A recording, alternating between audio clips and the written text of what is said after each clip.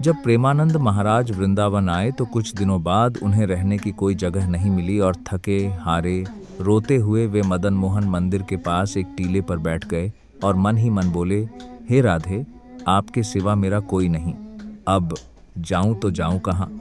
तभी उन्हें एक छोटी सी लाडली मुस्कुराती हुई दिखी, जिसने मासूम स्वर में पूछा, बाबा जाओगे? और जैसे ही महाराज ने आंख खोली, वहां कोई नहीं था। घबराकर वे पास खड़े एक साधु महात्मा से पूछते हैं, बाबा क्या आपने यहाँ कोई छोटी लाडली कन्या देखी? साधु शांत स्वर में उत्तर देता है, बेटा यहाँ कोई छोटी कन्या रहती ही नहीं है। और उसी क्षण प्रेमानंद महाराज समझ जाते हैं कि जो दर्शन हुए थे वे राधा के ही थे, क्योंकि जिसका कोई नहीं उसकी राधा है। हम आपको अपने गुरुदेव की बात बताते हैं। एक बार गुरुदेव ने, हमें लगा कि मजाक कर रहे हैं, हंसी कर रहे हैं, तो उन्होंने कहा जब तुम चलो तो तुम्हारे सामने फूलों की वर्षा हो, लोग वाह वाह करें, लोग दंडवत करें, भीड़ पीछे घूमे, खूब संत एकत्रित हो, ऐसा नहीं ठीक रहेगा? गुरुदेव ने कहा। तो हमें लगा हमारे अंदर कोई मान की इच्छा है, सम्मान की, तो उसी को गुरुदेव कह रहे हैं। तो महाराज जी ये कभी नहीं चाहिए, सत्य आपसे कहता हूँ, मुझे कभी नहीं, मुझे प्रिया प्रीतम का प्रेम चाहिए, ये नहीं चाहिए। तो उनका नहीं, हमारी भी इच्छा है कि तो ऐसे स्थान होने चाहिए जिसमें साधक रहे, क्योंकि साधकों की बड़ी अव्यवस्था है। आश्रमों में भजनानंदी साधकों के लिए व्यवस्था नहीं है। उनका महाराज जी यहाँ खाने को तो है नहीं, मांग कर खाते थे, और आप कहते आश्रम बनवाइए, उनका वो सब श्री जी कर देते। जो जो शब्द निकले थे वो शब्द महाराज जी के पूरे, जो श्रीमुख से निकला था वो सब योग्यता, वो सब व्यवस्था उनके वचनों से हुई है। हम बोल रहे हैं, हमारी बोलने की सामर्थ्य नहीं है, ये हमारे गुरुदेव बुलवा रहे हैं, हमारे गुरुदेव प्रश्नों का उत्तर दे रहे हैं। साउंड प्रेमानंद है, लेकिन अंदर जो चिप लगी है ना, वो गुरुदेव है। महाराज जी, शास्त्रों का कोई ज्ञान नहीं है, भगवत प्राप्ति की उत्कंठा है, ऐसी कौन सी साधना भाव या जीवन दृष्टि अपनाई जाए जिससे सुमिरन अखंड बना रहे, अहंकार प्रमाद एवं पतन से रक्षा हो और ये जीवन स्वयं के साथ साथ समाज के भी कल्याणकारी सिद्ध हो सके? इसमें पहले जैसा खाओ अन्न वैसा बने मन, कहावत है ना। पहले हम भोजन सुधार करें, हमारा भोजन सात्विक होना चाहिए, कोई नशा नहीं होना चाहिए, अपवित्र नहीं होना चाहिए, और भोजन को भगवान को अर्पित करके पावे। मान लो भगवान की छवि है तो वो नहीं तो 1 मिनट लगता है, ध्यान किया और भगवान को जो अपने सामने थाल है अर्पित की तो पवित्र हो जाता है। प्रसादे सर्व दुःखानां हानिरस्य उपजायते, जो भगवान को अर्पित कर दिया जाता है वो प्रसाद हो जाता है। प्रसाद हमारे पाप को, हमारे दुखों का नाश करता है। तो हमारा भोजन शुद्ध हो और हमारा संग शुद्ध हो। अगर हम गलत लोगों का संग करेंगे, कुसंग करेंगे, तो हमारी मति भगवान में शुद्ध रूप से नहीं लग पाएगी। जाके प्रिय न राम वै देही, तजिए ताहि कोटि वैरी सम, यद्यपि परम स्नेही। गलतियों के कारण मेरी माँ की नजरों में मेरे लिए जो पहले सम्मान, स्वाभिमान और गौरव था वो अभी दिखाई नहीं देता। ये पीड़ा मुझे बहुत व्यथित करती है। क्या वही भाव, वही सम्मान फिर से उनकी नजरों में मैं लौटा सकता हूँ? जो दाग एक बार लग गया हो, क्या वो समय और सही आचरण से मिट सकता है? हाँ, मिट जाएगा। थोड़ा समय लगेगा और हम पुनः अच्छे भाव वाले बने, अच्छा व्यक्तित्व धारण करें, तो माँ रहे या न रहे, माँ रूपी भगवान हम पर प्रसन्न हो जाएंगे। और वो प्रसन्न हो गए तो सब प्रसन्न हो गए। जा पर कृपा राम की हुई, ता पर कृपा करे सब कोई। यदि भगवान प्रसन्न हो गए तो पूरा विश्व प्रसन्न हो जाएगा, क्योंकि भगवान विश्वात्मा है। तो हमें चाहिए, हमें अच्छे आचरण करना चाहिए, माता पिता को दुख नहीं देना चाहिए। माता पिता हमारे भगवान हैं, मातृदेव हो पितृदेव हो, ऐसे उनकी आराधना करें तो हमारा जीवन सफल हो जाए।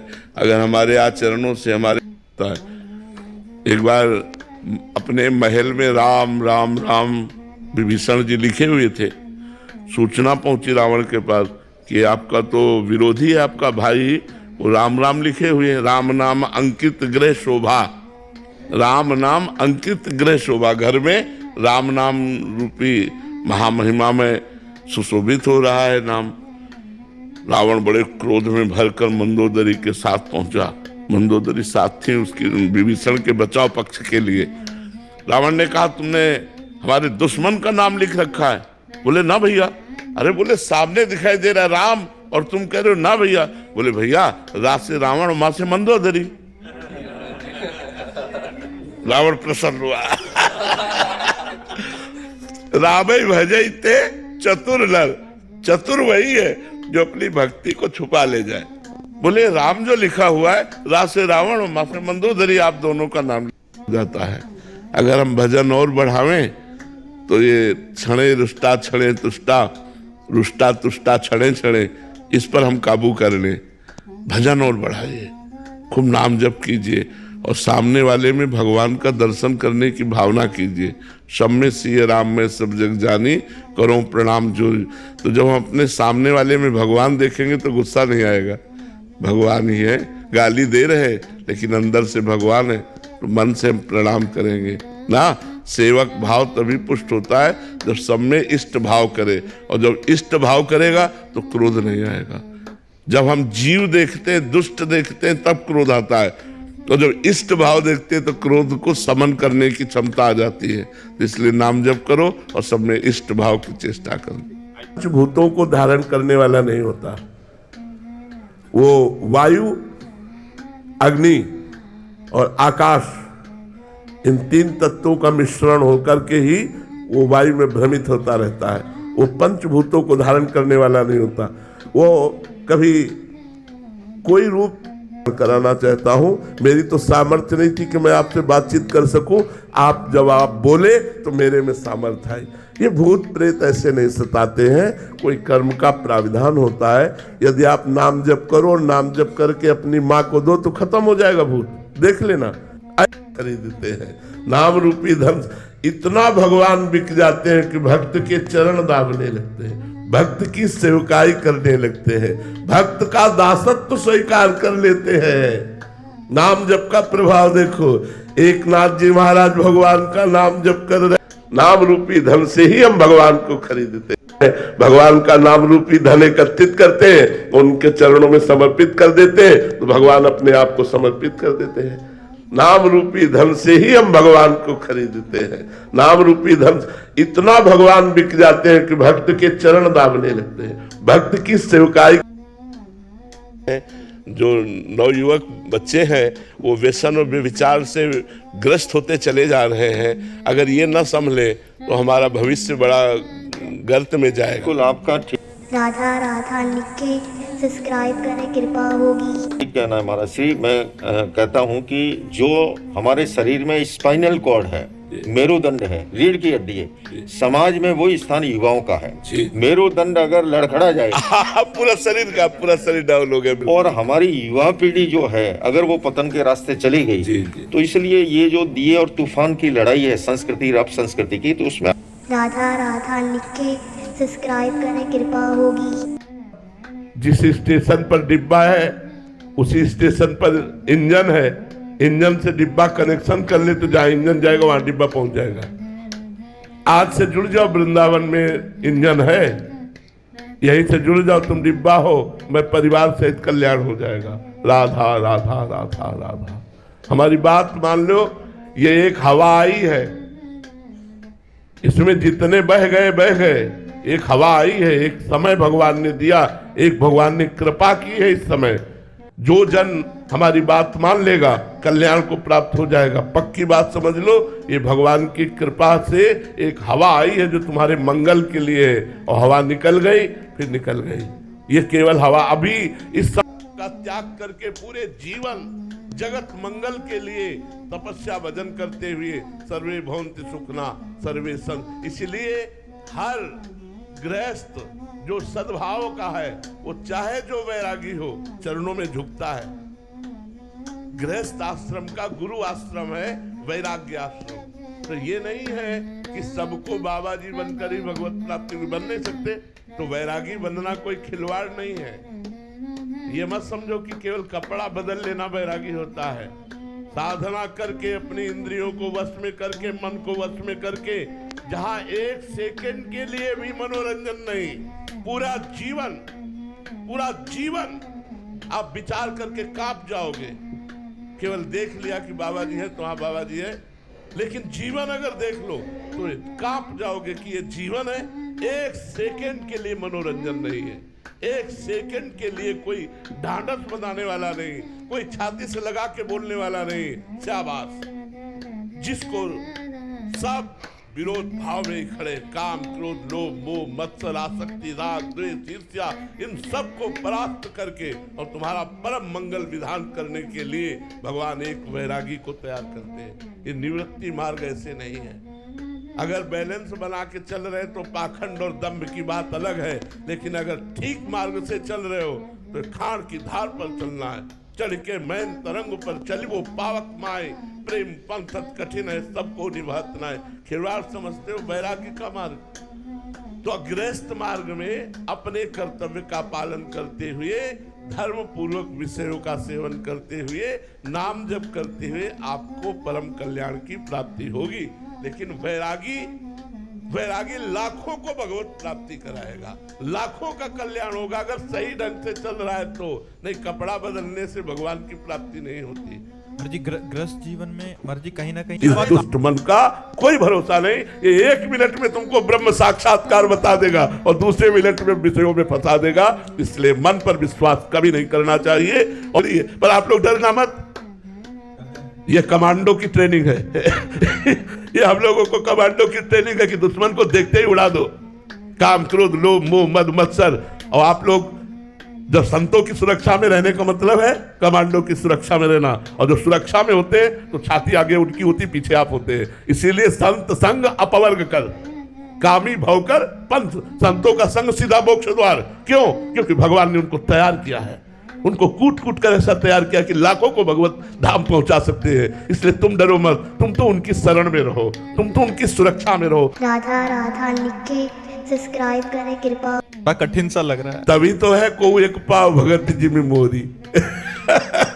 ऐसे थोड़ी है। पर आप लोग डरना मत, ये कमांडो की ट्रेनिंग है। ये हम लोगों को कमांडो की ट्रेनिंग है कि दुश्मन को देखते ही उड़ा दो। काम, क्रोध, लोभ, मोह, मद, मत्सर।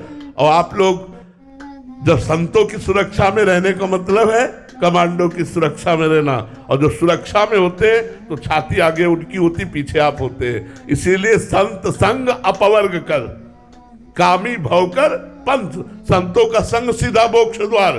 क्यों?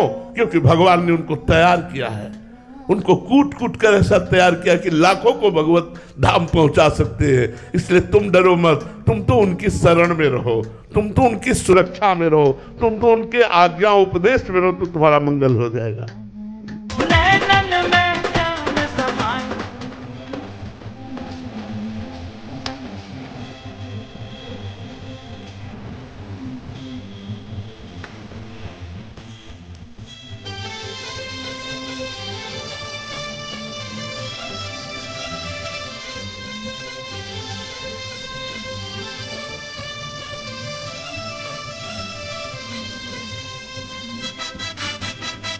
मुक्ति के लिए आवश्यक है। देखो, चाहे पैंट शर्ट में रहो, लेकिन अंदर से तो सन्यासी बनना ही पड़ेगा। अंदर से सन्यासी बनना पड़ेगा, बाहर से सन्यासी बनो चाहे ना बनो। मोक्ष मार्ग का अवलंबन करने के लिए समस्त कामनाओं का, समस्त विकारों का त्याग करना ही पड़ेगा, तभी तो मोक्ष पद को प्राप्त होगे। आप पैंट शर्ट में रहो, लेकिन आपको सन्यासियों के लक्षण धारण करने पड़ेंगे।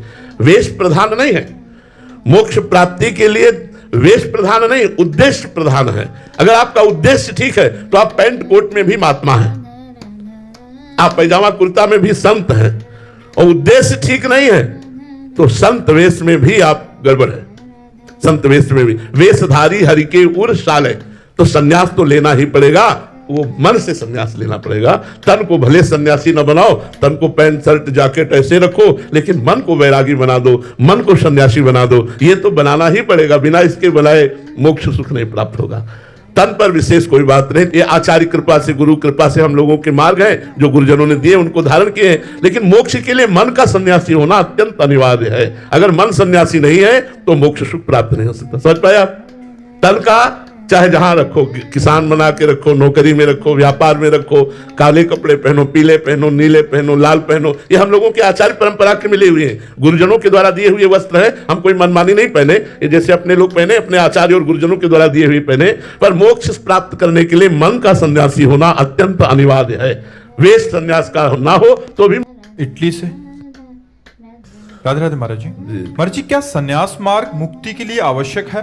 देखो, चाहे पैंट शर्ट में रहो, लेकिन अंदर से तो सन्यासी बनना ही पड़ेगा। अंदर से सन्यासी बनना पड़ेगा, बाहर से सन्यासी बनो चाहे ना बनो। मोक्ष मार्ग का अवलंबन करने के लिए समस्त कामनाओं का, समस्त विकारों का त्याग करना ही पड़ेगा, तभी तो मोक्ष पद को प्राप्त होगे। आप पैंट शर्ट में रहो, लेकिन आपको सन्यासियों के लक्षण धारण करने पड़ेंगे। वेश प्रधान नहीं है मोक्ष प्राप्ति के लिए, वेश प्रधान नहीं, उद्देश्य प्रधान है। अगर आपका उद्देश्य ठीक है तो आप पैंट कोट में भी महात्मा हैं, आप पैजामा कुर्ता में भी संत हैं। और उद्देश्य ठीक नहीं है तो संत वेश में भी आप गड़बड़ है। संत वेश में भी, वेशधारी हरि के उर साले, तो सन्यास तो लेना ही पड़ेगा। वो मन से सन्यास लेना पड़ेगा। तन को भले सन्यासी न बनाओ, तन को पैंट शर्ट जैकेट ऐसे रखो, लेकिन मन को वैरागी बना दो, मन को सन्यासी बना दो। ये तो बनाना ही पड़ेगा, बिना इसके बनाए मोक्ष सुख नहीं प्राप्त होगा। तन पर विशेष कोई बात नहीं, ये आचार्य कृपा से, गुरु कृपा से हम लोगों के मार्ग हैं जो गुरुजनों ने दिए, उनको धारण किए हैं। लेकिन मोक्ष के लिए मन का सन्यासी होना अत्यंत अनिवार्य है। अगर मन सन्यासी नहीं है तो मोक्ष सुख प्राप्त नहीं हो सकता। समझ पाए आप? तन का चाहे जहां रखो, किसान बना के रखो, नौकरी में रखो, व्यापार में रखो, काले कपड़े पहनो, पीले पहनो, नीले पहनो, लाल पहनो, ये हम लोगों के आचार्य परंपरा के मिले हुए हैं, गुरुजनों के द्वारा दिए हुए वस्त्र हैं। हम कोई मनमानी नहीं पहने, ये जैसे अपने लोग पहने, अपने आचार्य और गुरुजनों के द्वारा दिए हुए पहने। पर मोक्ष प्राप्त करने के लिए मन का सन्यासी होना अत्यंत अनिवार्य है। वेश संन्यास का होना।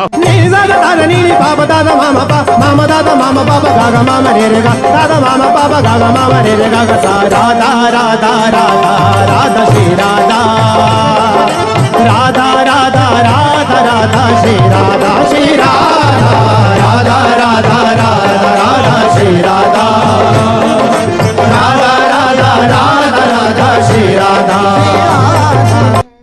दो बातें ध्यान रखनी है। एक तो जब हम जप कर रहे हैं तो जल्दीबाजी नहीं होना चाहिए कि आप उसे देख ही नहीं पाए। अब हम बोल रहे हैं राधा राधा, रा बड़ा की मात्रा, धा बड़ा की मात्रा, राधा राधा राधा। आप देखना रोमांच होने लगेगा, आपको रोना आने लगेगा। थोड़ा टिके भाग जाएगा मन। अब राधा राधा जिब्या बोल रहे लेकिन मन नहीं पकड़ रहा। अच्छा है, उसमें भी मंगल होगा, घबराना नहीं है। पर इसको वश में करने के लिए है ये जो उपाय बताया जा रहा है, नाम को लंबा खींचिए। इसमें लिखा हुआ है यद्यपि आपकी संख्या कम होगी पर लाभ बहुत अधिक होगा। जैसा प्राय चर्चा में कहा जाता है कि नाम को, मंत्र को देख के जपिए। सामने लिखा हुआ मंत्र, एक एक अक्षर मात्रा, आंख खुली है या आंख बंद है, हम उसका दर्शन कर रहे हैं, उच्चारण कर रहे हैं। और दूसरी बात, बिना सुने उस नाम को, अगले नाम को उच्चारण मत कीजिए। पहले देखिए और फिर सुनिए। ये नाम जब आपके मन को बस, यद्यपि मन नहीं लगेगा, पहली बात है, भागेगा। ऐसे मन तो स्वीकार कर लेगा जपना।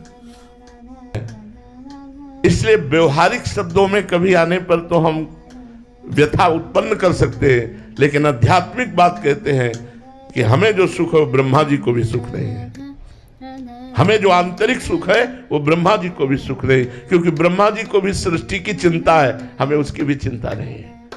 शरणागत प्रतिपाल भगवान सबका भरण पोषण कर रहे हैं। हाँ, जहां भगवान की सब संपत्ति रघुपति की आई, सब संपत्ति प्रभु की है, पर उसे जब यह समझ में आता है कि मेरी, तो भगवान वहां कैंची चला देते, काट देते। नहीं, तेरा कुछ नहीं, सब कुछ मेरा। कैसे भूल गया कि तू केवल मेरे से प्यार करता है, मेरी माया से नहीं, मेरे वैभव से नहीं, मेरी प्रतिष्ठा से नहीं, तो भगवान अपने शरणागतों को इसीलिए सदैव प्रतिकूलता देते रहते हैं, जिससे वो कहीं संसार में फंसे ना और एकमात्र भगवान से प्यार हो। भगवान का आशिक सिर्फ भगवान का आशिक होना चाहिए। रुपया, पैसा, मान, प्रतिष्ठा, सुख, अनुकूलता, ये कोई प्यार करने वाले लोग हैं? ये सब स्वार्थी लोग हैं। प्यार करने वाला कभी ये अनुकूलता नहीं देखता, कभी ये नहीं देखता, सुख नहीं देखता। प्यार के मार्ग में चाहे सूल पड़ा हो, वो भागता हुआ चला जाता है। आशिकी कोई इतनी सस्ती है? और फिर हरि से आशिकी, जहर का प्याला पिलाया जा रहा है। संपूर्ण समर्पण मीरा